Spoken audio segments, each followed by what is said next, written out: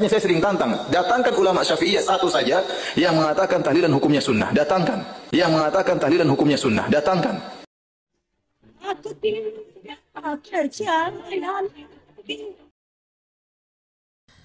Waduh, Pak Doktor, aku sudah tidak percaya lagi omongan dokter-dokter dan orang-orang Wahabi ini. Kalau saya pinjam bahasanya orang-orang Wahabi, bocil-bocil Anda itu Pak Dokter, ketika ditantang diskusi, dokter-dokternya, ustadz-ustadznya ditantang untuk diskusi, apa alasan mereka? Ngeles semuanya Pak Dokter.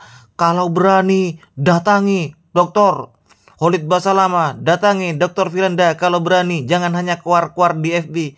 Le ente Pak Dokter, kuar-kuar di depan jamaah Anda yang awam-awam itu. Suruh datangkan dalil, suruh datangkan pernyataan ulama Syafi'iyah yang menyatakan sunnah tahlilan. Ya ndak mungkin bisa lah. Coba saya pinjam bahasanya, bocil-bocil sampian itu. Kalau Anda jantan, datangi pondok-pondok aswaja. Tapi milih pondok yang betul-betul pondok mengajarkan salaf, mengajarkan yang disiplin ilmunya mapan. Kayak Sidogiri, Sarang, Lirboyo, Peloso. Karena tidak semuanya pondok NU itu mendidik santrinya basic itu untuk memahami tafaqquh fiddin. Belum tentu Pak Dokter. Ayo coba datangi. Assalamualaikum warahmatullahi wabarakatuh. Alhamdulillah wassalatu wassalamu ala rasulillah wa ala alihi wa sahbihi wa mawala amma ba'du. Kaum muslimin dimanapun berada, semoga Allah subhanahu wa ta'ala senantiasa memberikan rahmatnya, taufiknya, hidayahnya, maghfirahnya, memberikan kelancaran rezeki, kesehatan pada kita semua. Amin Allahumma amin. Sebagaimana kita dengarkan di awal, Pak Dr. Firanda kowar-kowar di depan jamaahnya menantang untuk mendatangkan pernyataan ulama Syafi'iyah yang menyatakan sunnah tahlilan katanya. Bahkan di dalam pernyataannya dia mengatakan sering, berarti bukan hanya sekali. Kan kalau kata sering ini paling tidak itu 1 minggu 3 kali, itu baru sering ya. Berarti sering Pak Dokter itu menantang di depan jamaahnya untuk mendatangkan ibarat atau pernyataan dari ulama Syafi'iyah yang menyatakan sunnah mengadakan tahlilan. Saya pinjam ya Pak Dokter bahasa bocil-bocil Anda ketika Anda dan dokter-dokter teman Anda itu ditantang oleh kami untuk diskusi baik live atau kita kopi darat. Apa jawaban bocil-bocil Anda? Kalau berani, datangi. Jangan hanya kuar-kuar di FB. Jangan kuar-kuar di sosmed. Itu Pak Dokter, pernyataan dari bocil-bocil Wahabi. Sekarang saya kembalikan bahasa ini untuk Anda Pak Dokter. Jika Anda memang jantan, cobalah datangi pondok-pondok NU yang menggodok santrinya untuk tafaqquh fiddin. Semisal pondok pesantren Al-Anwar Sarang, pondok pesantren Lirboyo, pondok pesantren Peloso, pondok pesantren Sidogiri. Nggak usah sama ustadznya, apalagi dengan kiainya. Dengan anak-anak MTS-nya saja Pak Dokter. Sampai datang ke Sidogiri, cukup dengan anak-anak MTS-nya. Saya ingin bukti kejantanan Anda.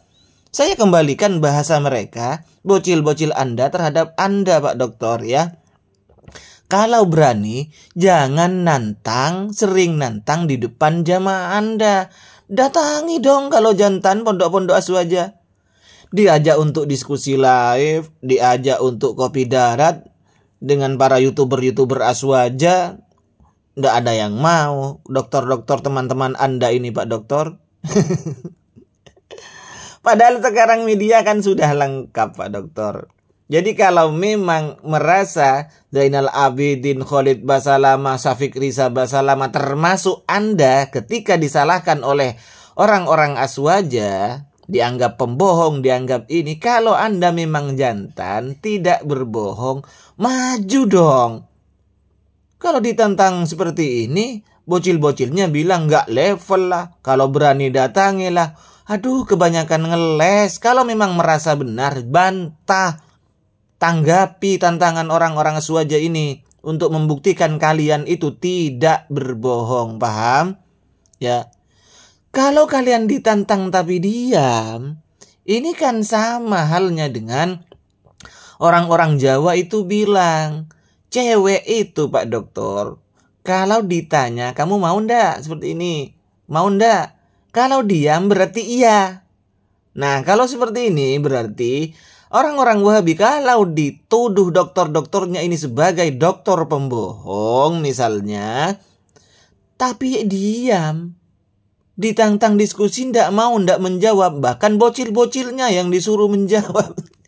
Berarti ini yadullu ala na'am. As-sukut yadullu ala na'am. Diam berarti iya kan? Sekali lagi untuk Pak Dokter, jangan keluar-keluar di depan jamaahnya minta referensi pernyataan dari ulama Syafi'iyah yang menyatakan tahlilan itu sunnah dilakukan. Jangan keseringan minta di depan jamaah Anda yang titik-titik seperti itu ya. Ayo sekali-sekali Anda datang ke Sidogiri, datang ke Lirboyo, datang ke Sarang, datang ke Peloso. Sekali-sekali lah Pak Dokter uji nyali. Ya, masa dokter harus diam kalau dikatakan pembohong seperti itu? Kasihanlah jamaah Anda, biar umat ini tercerahkan.